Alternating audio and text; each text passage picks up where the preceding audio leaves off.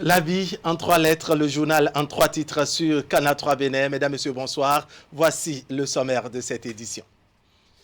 L'actualité nationale avec la course des partis politiques pour l'obtention du récépissé définitif. Le bloc républicain estime avoir apporté toutes les corrections nécessaires à ces dossiers. Les responsables du parti étaient d'ailleurs au siège de la Sénat à cet effet, mais ils sont repartis bredouilles de l'institution. Nous saurons les principales raisons dès le début de ce journal. Et puis, à la gare routière de Boycon, conducteurs et usagers se mettent en mode prévention. Le Covid-19 est pris au sérieux dans cette région du Zou. Chacun y va de ses moyens et de sa méthode pour se prémunir.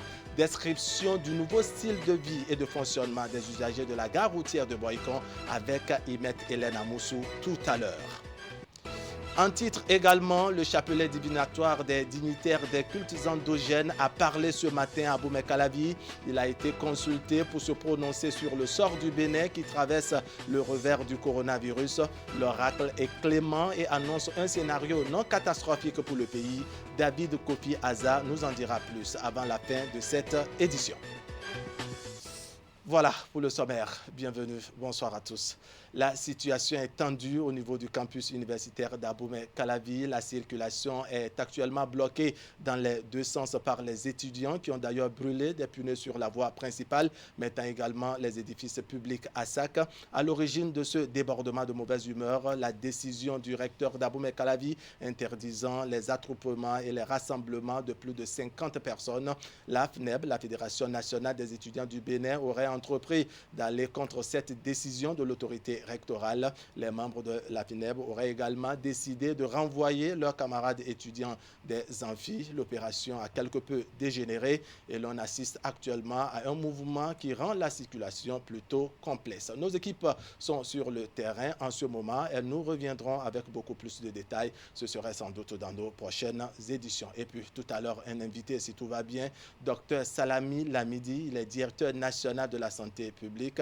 Avec lui, on parlera tout à l'heure du coronavirus et surtout des mesures préventives prises par le gouvernement pour faire face à la pandémie. On va jeter un coup d'œil à présent sur ces images qui nous parlent des élections municipales et communales 2020 avec les partis politiques qui sont encore en quête du récépissé définitif.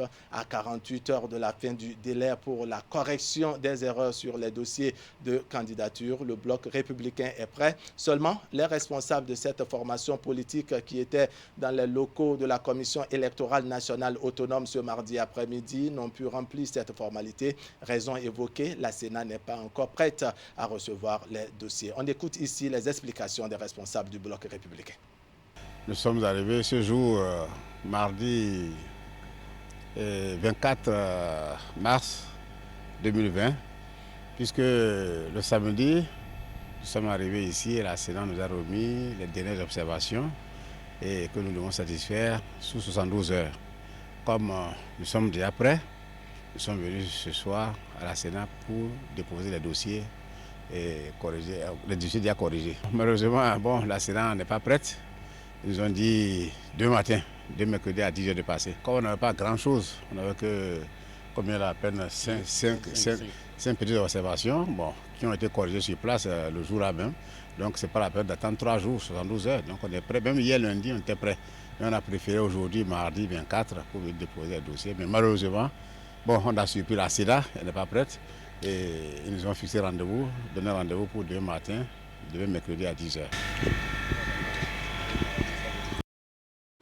Toute autre chose à présent, l'honorable Barthélémy Kassa était samedi dernier à la station de distribution d'eau potable de Corintière dans la commune de Boukoumbe. L'élu de la 4e circonscription électorale y était pour comprendre les raisons profondes qui bloquent la fourniture d'eau potable aux populations dans cette commune du Nord Bénin. Reportage Alassane Harouna et Abdou Sabi Idrissou.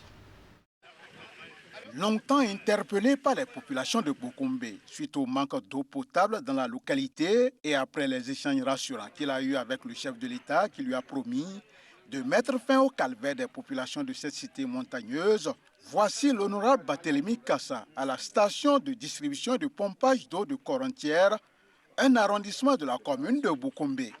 l'élu de la 4e circonscription électorale. Dans sa mission de contrôle de l'action gouvernementale est ici pour vérifier la mise en exécution des consignes données par le chef de l'État en vue de la fourniture normale d'eau aux populations de cette cité. J'étais ici lors d'une tournée de routine parlementaire quand les femmes m'ont saisi pour dire que à Boukoumbe, elles ont tellement de problèmes d'eau. En tant que représentant du peuple, je me devais de faire les démarches nécessaires pour savoir comment est-ce que, dans un bref délai, Boukoumbe pouvait renouer avec la consommation de la bonne eau. Si vous représentez le peuple, vous devez être le plus près possible du peuple. Dans le cadre du contrôle de l'action du gouvernement. Nous sommes ici, là, en ce moment. Quand je suis rentré, je suis allé voir mon ami Patrice Talon pour lui faire part des difficultés des gens de Boukoumbe, de nos populations, à avoir l'eau en ce moment crucial. Faut-il le rappeler, l'eau consommée à Boukoumbe Centre provient de cette station de Corontière située à 16 km du centre-ville. Lors des travaux de bitumage de l'axe Boukoumbe-Corontière, le dispositif devant acheminer le liquide vital vers le centre-ville a été endommagé par endroits par les engins lourds de Sogea Satom, ce qui entrave la fourniture normale d'eau à la cité des Tata. Sur le terrain, l'honorable Barthélémy Kassa a bien voulu comprendre les raisons de ce dysfonctionnement. C'est parce qu'ici, ils ont tiré le tuyau. Vous voyez le fourreau là, ils avaient tiré. C'est nous qui avons mis le fourreau. Si je comprends bien, c'est là où il y a le vallonnement que les engins lourds ont travaillé. À chaque fois, il faut franchir un petit ponceau, alors que de l'autre côté, c'est un peu plus une plaine. Et puis ils sont éloignés de leur trajectoire. Ok. Après avoir attentivement écouté le représentant de l'entreprise Satom, l'élu du peuple constate avec amertume que les consignes de l'exécutif ne sont pas respectées à la base. Il invite alors l'entreprise à réparer les dommages causés sur ce conduit d'eau, tout en remerciant le gouvernement Talon, qui en plus de cette somptueuse infrastructure routière, a apporté de l'eau potable à Boukoumbe. Vous voyez encore les fuites continues. Les fuites continues, on m'a dit qu'il y a eu des équipes qui ont été doublées. On m'a promis qu'il y a un engin, une pelle qui va quitter Parakou pour venir ici, aider à décaper cette zone rocheuse. Mais on ne voit rien. Le président Talon n'aime pas ça du tout. S'il sait que c'est fait comme ça, il y en avait où. Je suis sûr que ça va chauffer. Je dis quand même ma satisfaction au gouvernement qui a le souci de ce que tout ça là doit être réparé le plus rapidement possible. Cette descente de l'honorable Barthélémy Kassa à la base n'est que la première d'une série que l'élu du peuple compte entreprendre dans les tout prochains jours pour vérifier et contrôler la mise en œuvre effective des actions du gouvernement sur le terrain. Usagers des gares routières et parcs à bus de Boycon face au coronavirus, ils adoptent divers comportements pour se prémunir contre le mal, même si certains ne prennent pas encore au sérieux la situation. D'autres, par contre, s'appliquent au respect des recommandations des autorités sanitaires. Usage de masques, désinfection des moyens de transport, lavage des mains, respect de la distance de sécurité sanitaire sont entre autres les mesures adoptées par ces derniers et par les responsables d'agences de transport. Reportage Ibet Elena Moussou. La pandémie sévit depuis quelques semaines dans le monde. Elle inquiète autorités et personnes averties. Déjà 2 cas identifiés au Bénin et en plus de la sensibilisation, de nombreuses dispositions sont prises pour éviter la propagation. Malgré l'avalanche de mesures, certains conducteurs de taxi de Boycon banalisent. En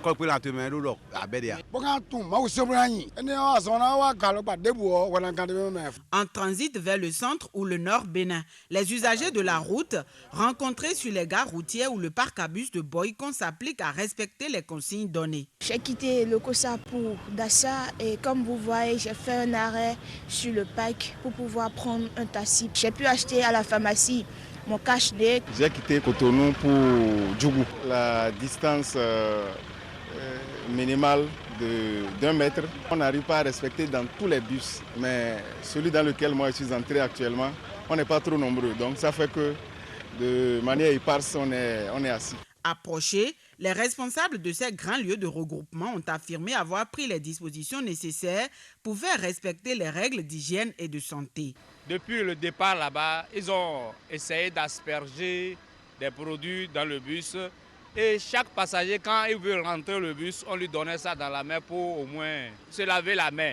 Donc après ça aussi, on a un peu dans le bus. Quand un nouveau passager veut monter, on peut aussi lui donner. À l'arrivée des bus, nous avons organisé un contrôle si effectivement les mesures sont respectées. Donc c'est comme ça qu'on a procédé. Après ça, quant aux usagers du parc, nous avons pris par différentes couches et les sensibiliser. Contre le Covid-19, il faut se protéger et protéger les autres. Le mot d'ordre est pourtant clair et les comportements devraient converger pour une lutte efficace contre la propagation. Donc il va falloir qu'on respecte un peu les exigences du ministre de la Santé afin que, même si ce n'est pas le coronavirus, que nous ne propagions pas d'autres virus. Déjà qu'on a 2 individus, on ne sait pas avec qui ces individus-là on peut collaborer au Bénin. Donc je crois qu'il est temps pour nous de respecter et enfin d'être sains et ne pas attaquer ce virus. L'ennemi invisible a déjà fait des milliers de morts dans le monde. Les citoyens béninois sont appelés à suivre scrupuleusement les recommandations pour se protéger. Et pour accélérer l'adoption des gestes recommandés, la sensibilisation s'amplifie chaque jour.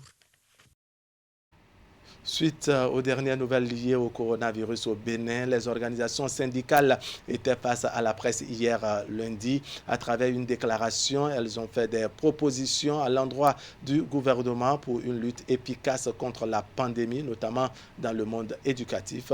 Entre autres propositions, les centrales recommandent l'anticipation des congés de Pâques pour mieux circonscrire le mal dans toutes les écoles. Voici un extrait de leur déclaration.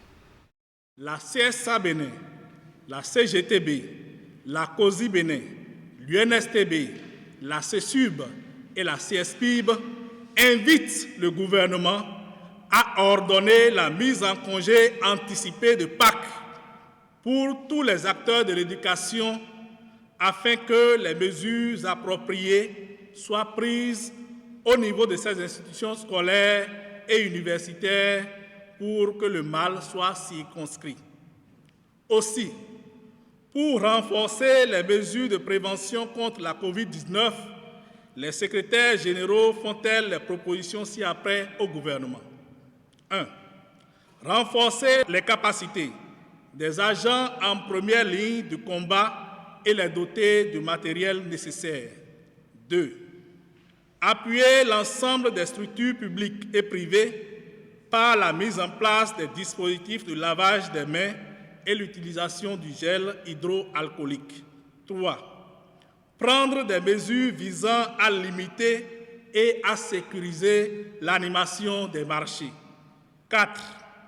Prendre des dispositions nécessaires pour contrôler le prix de vente des articles et produits nécessaires à la prévention contre le Covid-19 en vue de mettre fin à la spéculation et à la surenchère.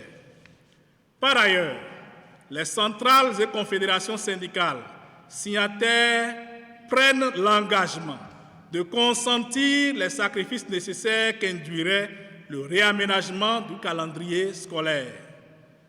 Elles lancent un appel aux parents d'élèves afin qu'ils prennent également leurs responsabilités dans l'encadrement et la surveillance des enfants. Elles interpellent les collectivités locales au fin de jouer leur partition dans la lutte contre la propagation du virus. À l'endroit de la population, les centrales et confédérations syndicales demandent le respect strict des mesures de prévention préconisées par les autorités sanitaires. Les centrales et confédérations syndicales réaffirment leur disponibilité à contribuer à la sensibilisation des travailleurs pour empêcher la propagation du virus. Elles restent ouvertes au dialogue avec les autorités à tous les échanges allant dans le sens de la prise des mesures en vue de la protection des travailleurs et du peuple béninois. D'ores et déjà, pour donner l'exemple, Les organisations syndicales signataires de la présente déclaration ont pris la décision de suspendre jusqu'à nouvel ordre toutes les activités à risque au niveau de la bourse du travail. Déclaration donc des 6 centrales et confédérations syndicales, lui, hier, par le secrétaire général de l'UNSTB, Apollinaire Apéo, issu des propos donc recueillis par Teddy Goudalo et Elvis Tonoukouen.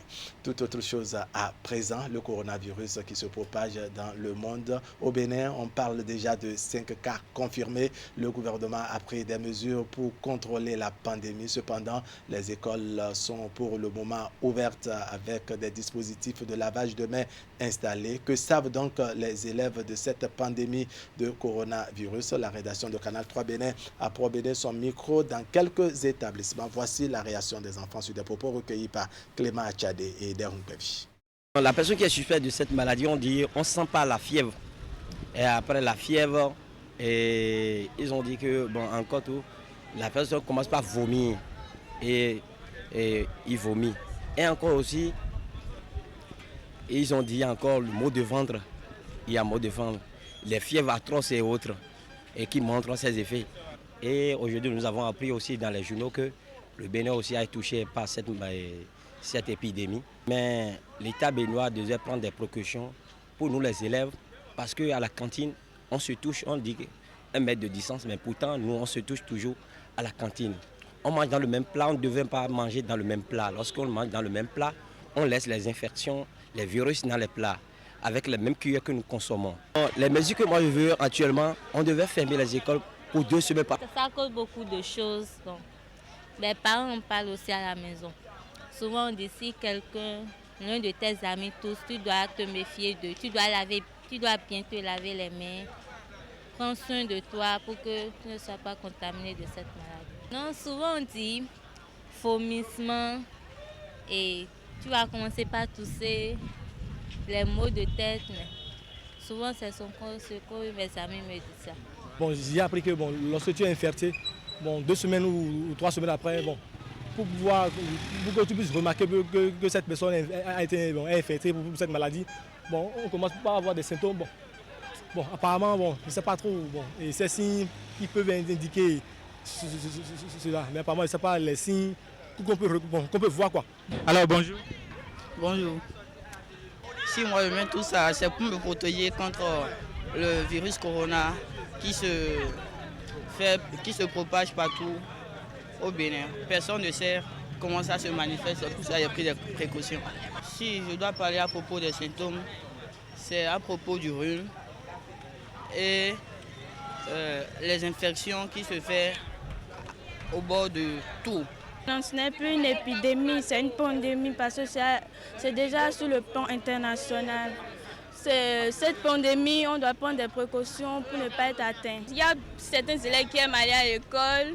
On devrait normalement fermer les écoles aussi et s'isoler un peu plus pour ne pas être atteint. D'abord, il faut que la personne tousse et puis il y a aussi sa respiration. Bon. C'est un peu ça. De cet virus, on nous a dit si quelqu'un a la fièvre, si quelqu'un tousse et la toux est sèche, donc cette personne-là est contaminée. Donc on doit prendre les mesures de protection.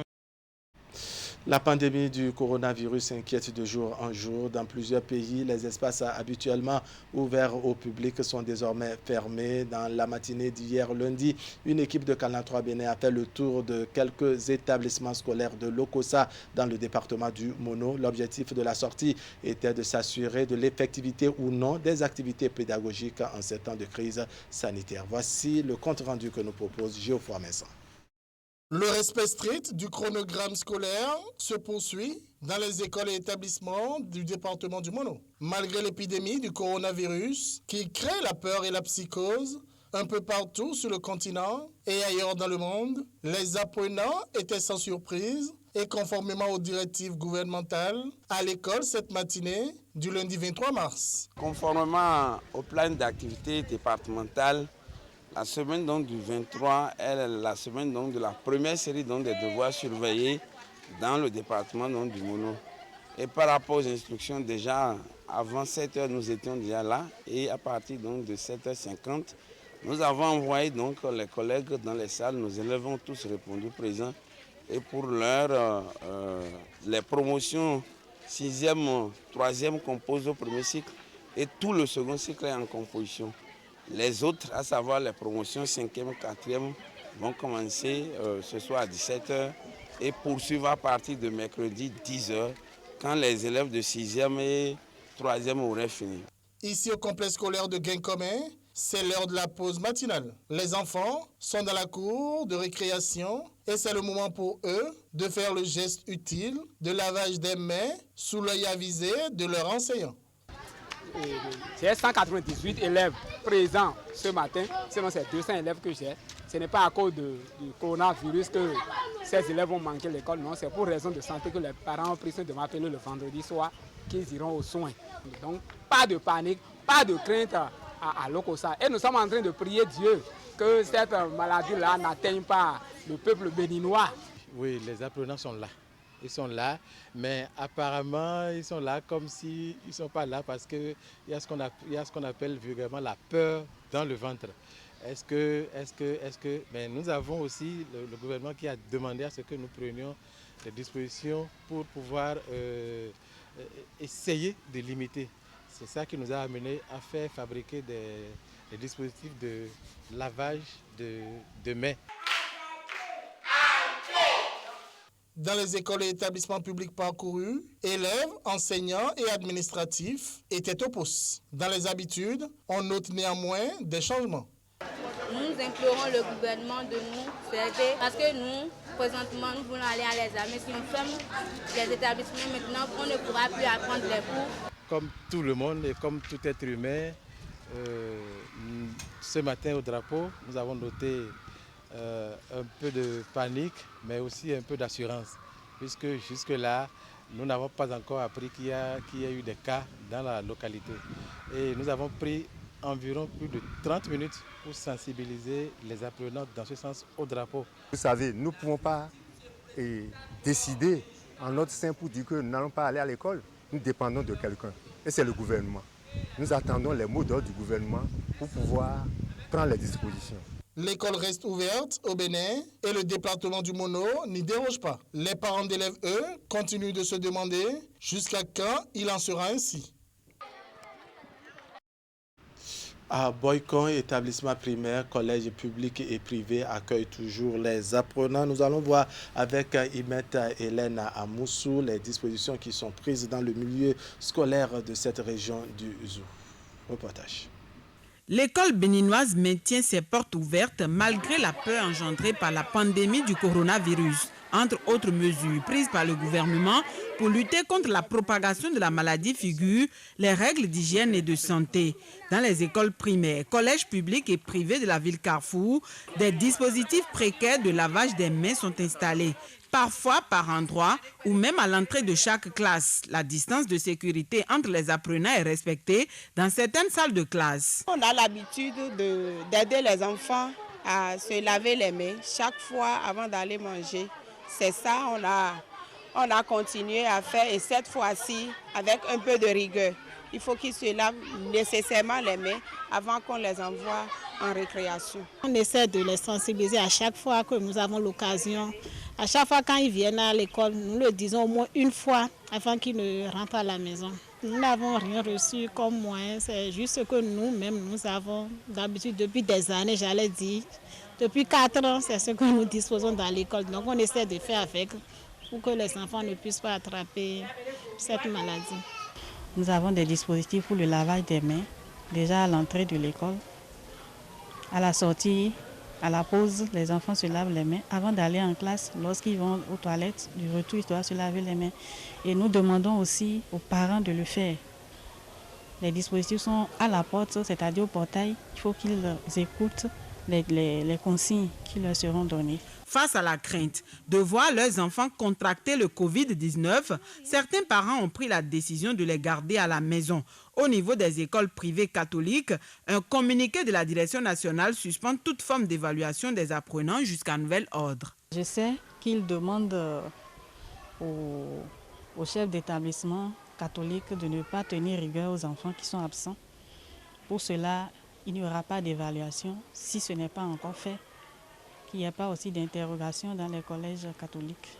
Il y a des parents qui ont peur et je les comprends. Il y a qui doutent.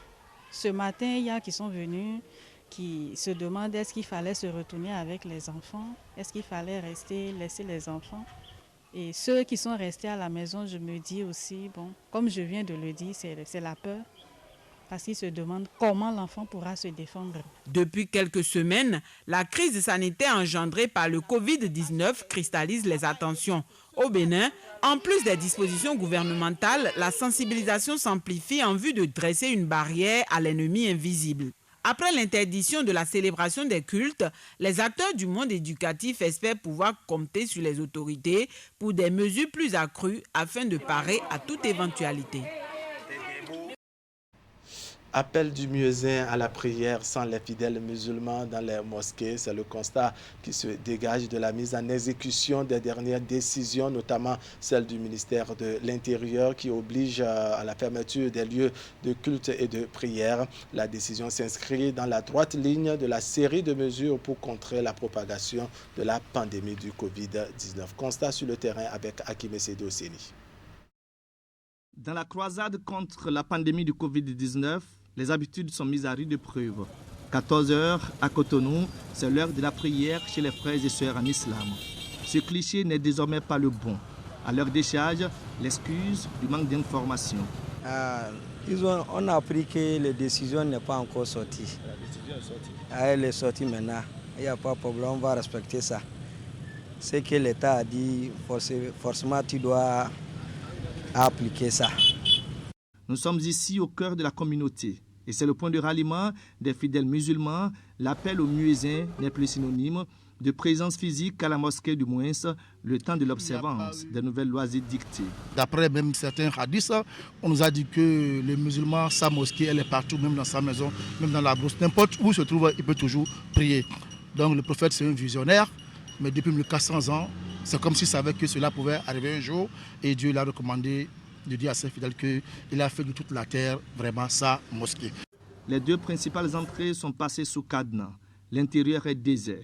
Les présences physiques sont facilement dénombrables. Ceux qui s'y trouvent sont dans l'exécution des tâches de maintien et de propreté des lieux. La décision tient de sa justesse. Ils ont décidé de fermer les mosquées parce que tout le monde ne veut pas qu'on va se regrouper. Beaucoup de gens, donc c'est à cause de ça qu'on a décidé.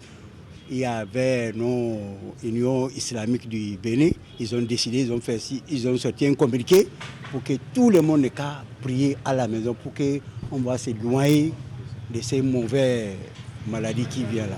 On n'a jamais souhaité ça, mais c'est pour notre bien. Nous sommes donc obligés de suivre ce que les autorités ont dit.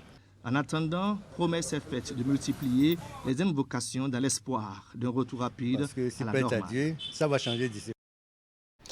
On en vient maintenant à notre invité, Dr Lamidi Salami, directeur national de la santé publique.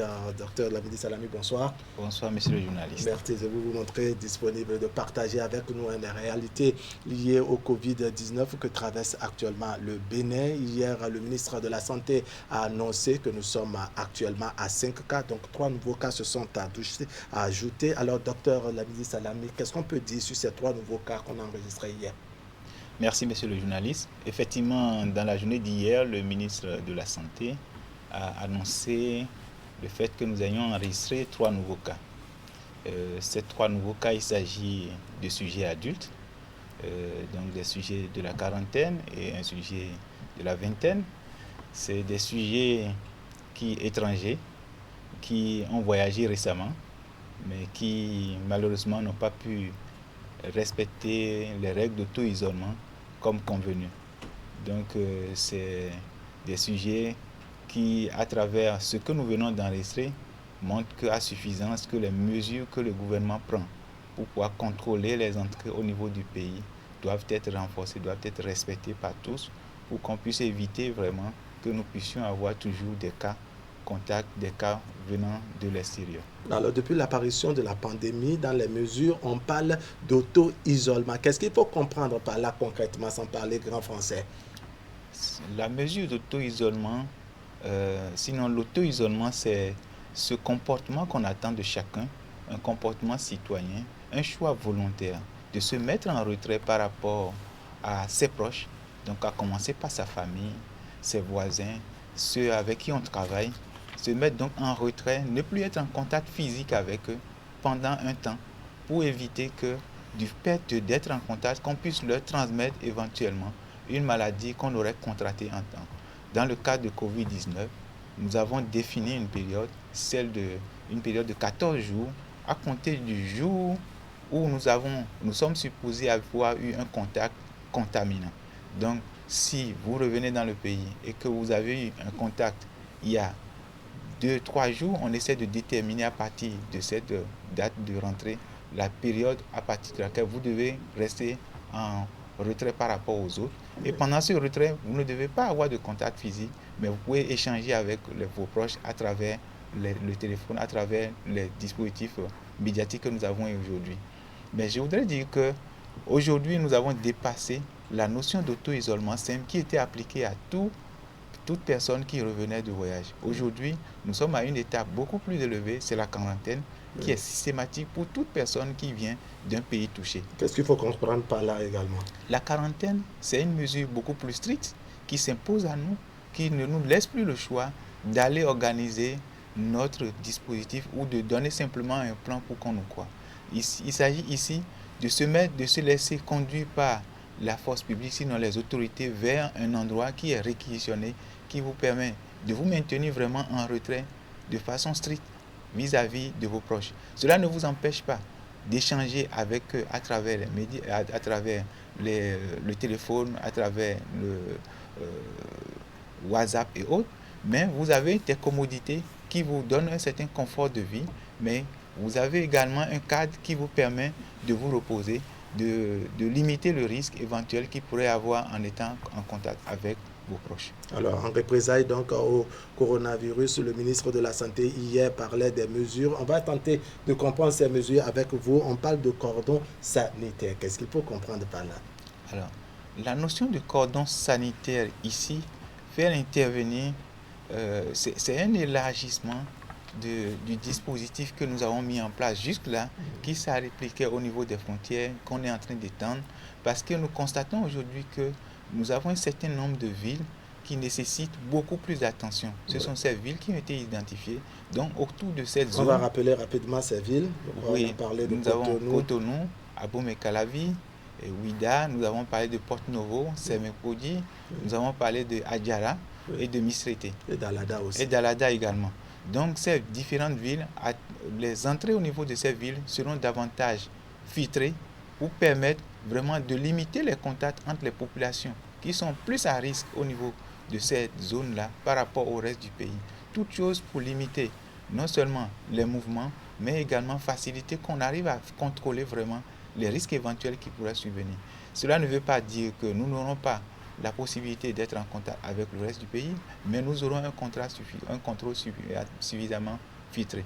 D'accord. Alors, qu'est-ce qui est mis en œuvre, n'est-ce pas, de manière à ce que il n'y ait pas de psychose dans le rang des populations? Le dispositif serait composé de quoi concrètement? De façon concrète, il faut dire que les autorités travaillent à ce que le dispositif qui sera mis en place, qui fonctionne déjà au niveau de l'aéroport, qui va fonctionner au niveau des checkpoints qui seront mis en place, puisse permettre de répondre aux attentes des populations qui éventuellement se retrouveront au niveau de chaque checkpoint. Donc, c'est des contrôles, c'est des facilitations, mais c'est également une limitation de mouvement qui sera appréciée, c'est-à-dire que les déplacements seront appréciés au cas par cas, pour que les déplacements qui ne sont pas utiles pendant cette période puissent ne pas être exécutés par la population.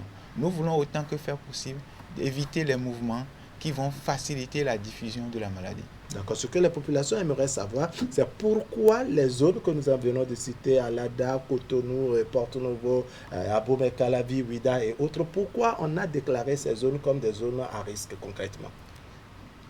Déjà, il faut dire que ce sont des zones qui sont suffisamment ouvertes sur l'extérieur. Et nous savons aujourd'hui que ceux qui travaillent à Cotonou, ils résident à Adjara, il réside à Porto-Novo, il réside à Abomey-Calavi, il réside à Alada. Donc c'est évident que ces zones ont en commun un certain nombre de caractéristiques qui pourraient déjà participer à comprendre pourquoi ce choix a été fait. Alors le coronavirus, c'est un mal nouveau, n'est-ce pas? Quelque peu négligé, on peut le dire, par la population. Quels sont les conseils pratiques que vous avez à donner aux populations avec les 30 âges que nous connaissons? Les jeunes, sinon les tout petits, les jeunes, les adultes et autres. Alors, il faut dire qu'aujourd'hui, avec le coronavirus, il y a beaucoup de messages qui circulent, mais ce sur quoi nous voulons insister, c'est les mesures de précaution que nous avons promues jusque-là, c'est-à-dire éviter et se laver régulièrement les mains, éviter de se serrer les mains, donc te donner les poignées de main, éviter les embrassades, donc respecter une certaine distance d'1 mètre vis-à-vis de celui qui est en face de nous. Et ces dispositions doivent être accompagnées par un certain nombre de mesures qui renforcent notre capacité à faire face à l'infection, notamment une bonne alimentation.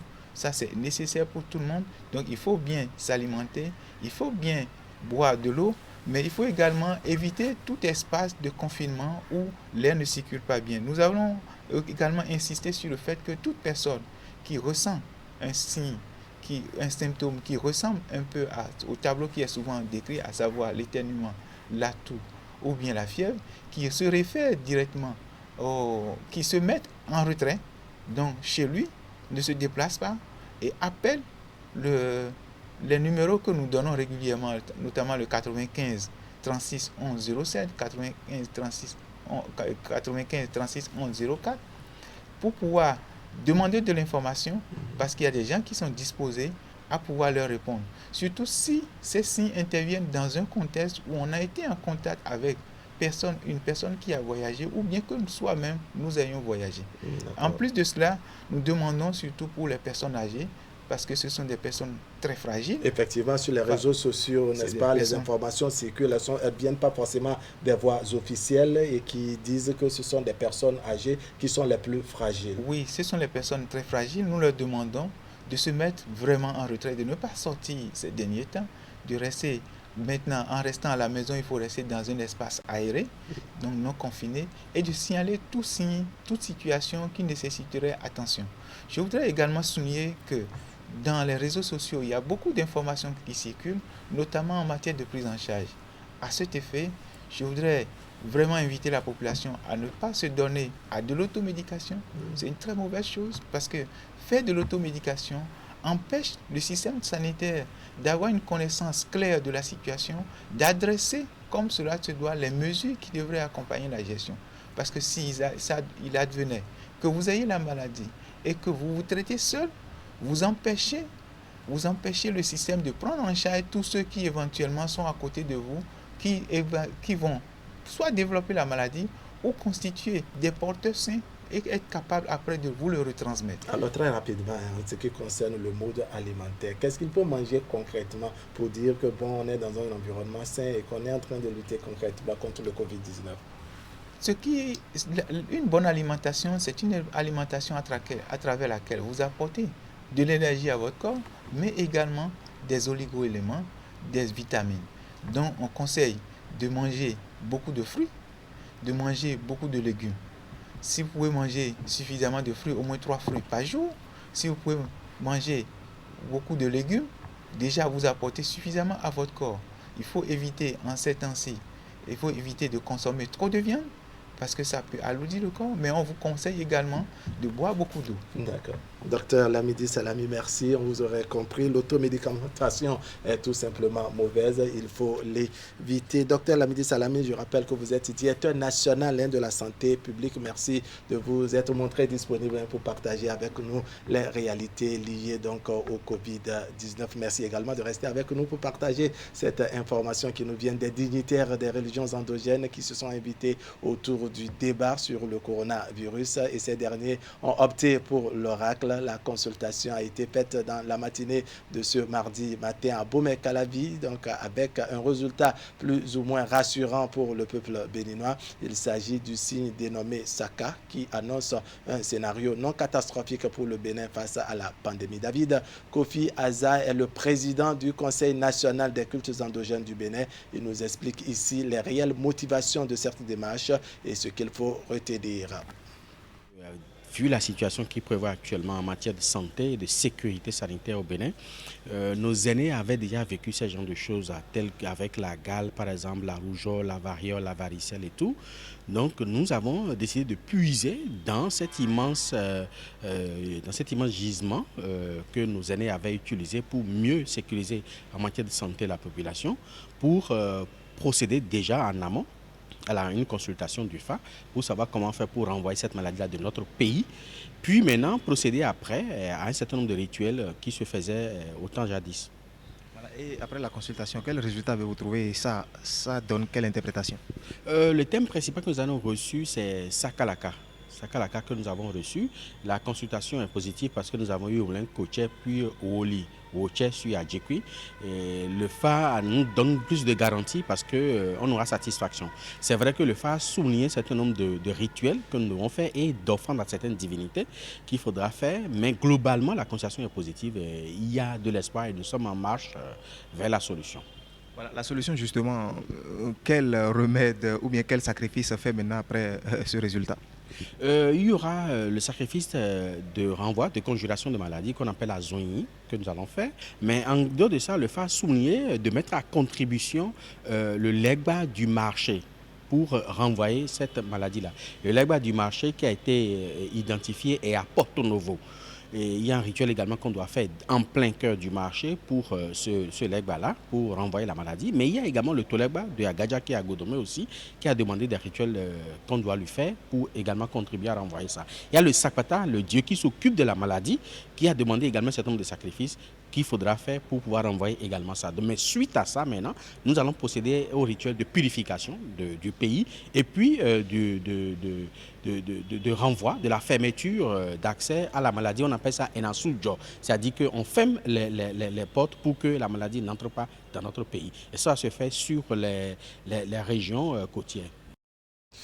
David Kofi Aza, suite à propos recueillis par Nassis Alossev. Donc c'est sur cet élément que nous mettons un point final à cette édition, que je vous remercie d'avoir suivi. Mais retenez que la situation est tendue au niveau du campus universitaire d'Abomey-Calavi. La circulation est actuellement bloquée dans les deux sens par les étudiants qui ont d'ailleurs brûlé des pneus sur la voie principale, mettant également des édifices publics à sac. À l'origine de ce débordement de mauvaise humeur, la décision du recteur d'Abomey-Calavi interdisant les attroupements et les rassemblements de plus de 50 personnes. La FNEB, la Fédération nationale des étudiants du Bénin, aurait entrepris d'aller contre cette décision de l'autorité rectorale. Les membres de la FNEB auraient également décidé de renvoyer leurs camarades étudiants des amphis et l'opération a quelque peu dégénéré. Et l'on assiste actuellement à un mouvement qui rend la circulation plutôt complexe.